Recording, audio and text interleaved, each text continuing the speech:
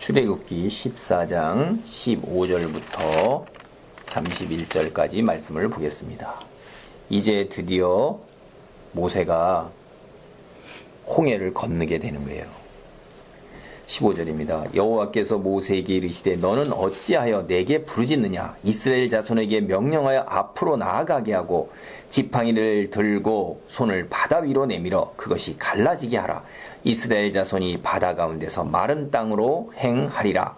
내가 애굽 사람들의 마음을 완악하게 할 것인즉 그들이 그 뒤를 따라 들어갈 것이라. 내가 바로와 그의 모든 군대와 그의 병거와 마병으로 말미암아 영광을 얻으리니 내가 바로와 그의 병거와 마병으로 말미암아 영광을 얻을 때에야 애굽 사람들이 나를 여호와인 줄 알리라 하시더니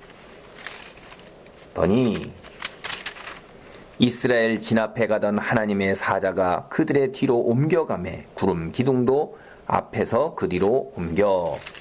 이제 하나님께서 모세에게 뭐라고 그러냐면 이 바로의 군대가 뒤에 쫓아오니까 이스라엘 자손이 심히 두려워서 여호와께 부르짖는 거예요. 그리고 이제 모세에게 원망을 하는 거예요. 우리가 그냥 애굽 땅에서 그냥 죽게 내버려두지 왜 우리를 이끌어내갖고 여기서 죽게 하느냐 이렇게 하는 거예요.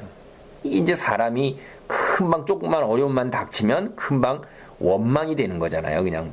그러니까 모세는 이 원망을 들으니까 이제 하나님께 이제 또 부르짖은 거죠.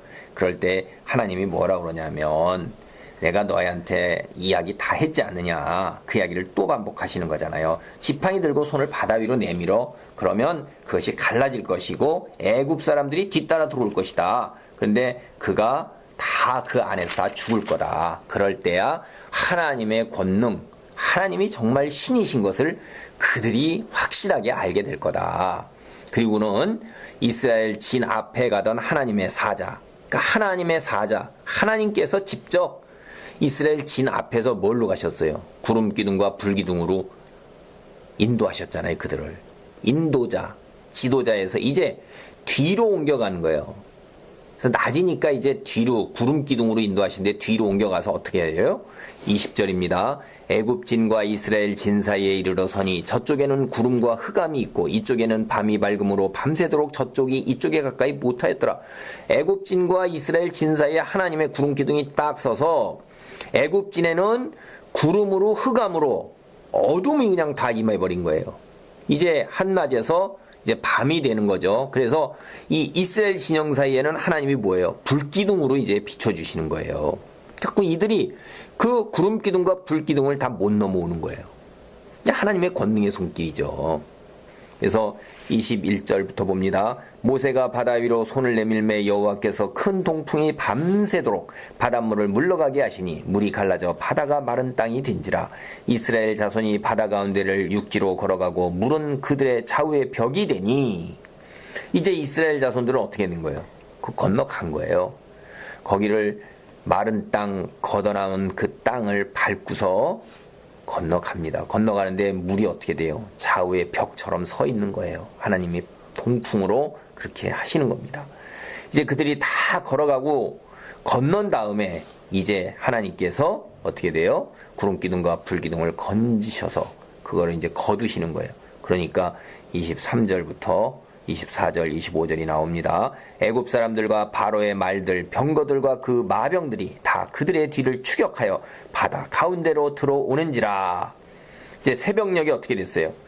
밤새 그렇게 갖고 이스라엘이 싹 건너가서 그들이 뒤따라 들어온 새벽녘에 이제 여호와께서 불과 구름 기둥 가운데에서 애굽 군대를 보시고 애굽 군대를 어지럽게 하시며 그들의 병거 바퀴를 벗겨서 달리기가 어렵게 하시니 애굽 사람들이 이르되 이스라엘 앞에서 우리가 도망하자. 여호와가 그들을 위하여 싸워 애굽 사람들을 치는도다. 이 전차가 얼마나 많겠어요?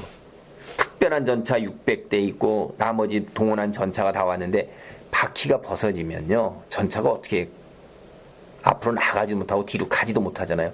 그런 전차가 곳곳에 막 중간에 생기면 서로가 엉켜가지고 가지를 못하는 거예요. 그래야 그들이 이제 뭐라고 하는 거예요? 그들이 이제 확실하게 깨닫는 거예요.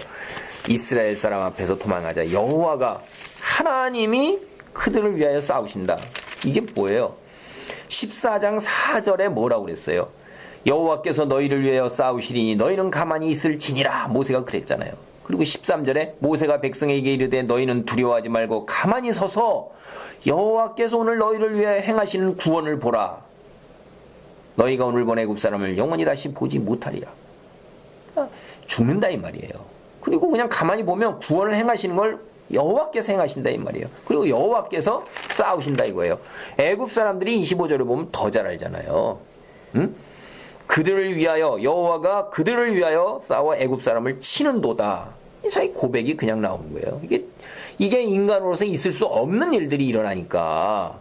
그래서 26절입니다. 여호와께서 모세에게 이르시되 내 손을 바다 위로 내밀어 물이 애굽 사람들과 그들의 병거들과 마병들 위에 다시 흐르게 하라 하시니 모세가 곧 손을 바다 위로 내밀어 새벽이 되어 바다의 힘이 회복된지라.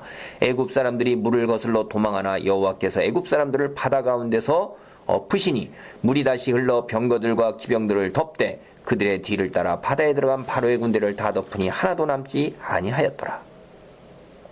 다시 손을 내민 그 권능의 손을 하나님께서 말씀하신 대로 손을 내니까 그 권능으로 이제 바닷물이 다시 힘이 회복돼 가지고 하나님께서 막 그 힘을 쌓아 거두시니까 바다가 어떻게 돼요?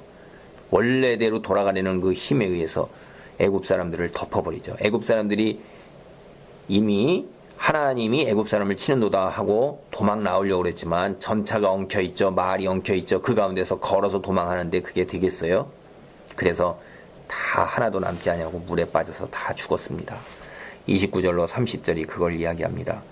그러나 이스라엘 자손은 바다 가운데 육지로 행하였고 물이 좌우에 벽이 되었더라. 그날에 여호와께서 이같이 이스라엘을 애굽 사람의 손에서 구원하시매 이스라엘이 바닷가에서 애굽 사람들이 죽어있는 것을 보았더라. 이스라엘 사람은 어떻게 됐어요?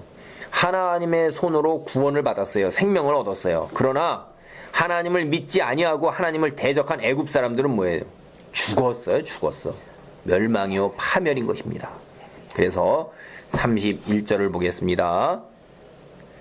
이스라엘이 여호와께서 애굽 사람들에게 행하신 그 큰 능력을 보았으므로 백성이 여호와를 경외하며 여호와와 그의 종 모세를 믿었더라. 그러니까 하나님의 큰 능력을 보았게 눈으로 다시 또 목도한 거예요. 그들이 이제 어떻게 돼요? 하나님을 경외하면서 하나님을 믿고 하나님께서 세우신 종 모세를 다시 또 믿는 거예요. 믿었다, 안 믿었다, 믿었다, 안 믿었다, 원망했다. 참 변덕, 참. 이래서 믿음이라는 것이 이렇게 변덕이 이렇게 왔다 갔다 하면 이게 참 신실하지 못한 거죠.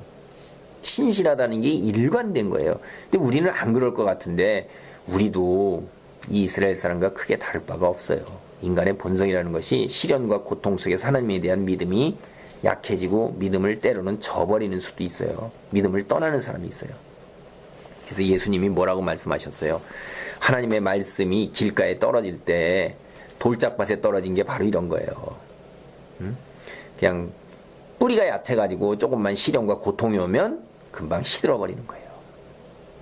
우리 세상에서 하나님 이런 이스라엘 민족과 같이 금방 다시 원망으로 돌아갔다가 또 이 능력을 보면 다시 또 믿었더라 이렇게 하는 이런 시계추처럼 왔다 갔다 하는 믿음이 되지 아니하도록 하나님께 기도하는 가운데 이렇게 한 걸음 한 걸음씩 성숙을 향해 나아가는 믿음의 사람이 되기를 바랍니다. 아멘.